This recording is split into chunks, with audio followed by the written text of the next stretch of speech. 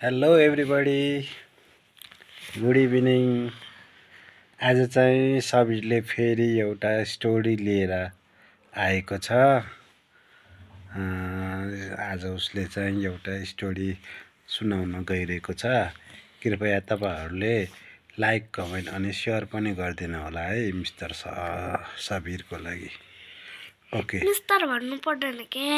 Okay, your time starts now, go.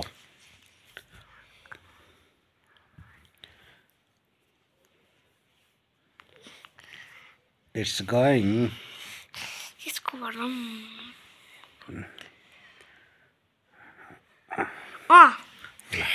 एका रेसमा कछुवा र खरायोको बीच रेस भएछ।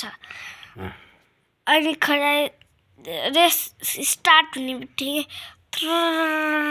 दौडेर भाग्दै एउटा गाजर भएको ठाउँमा आयो। गाजर आयो अनि कछुवा त भर्खर स्टार्ट गर्दै थियो। अनि त्यो गाजर खाएर सुतिसकेको थियो। कछुवा त्यहाँ पुगिसकेको थियो।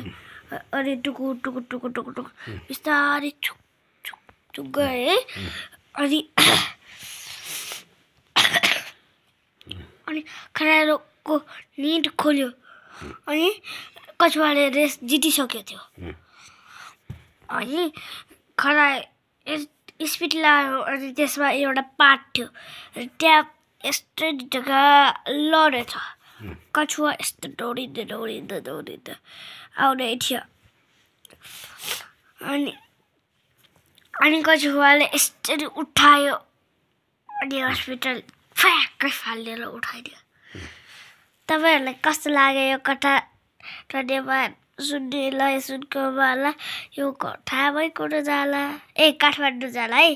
भइकोटले काटिदिनु।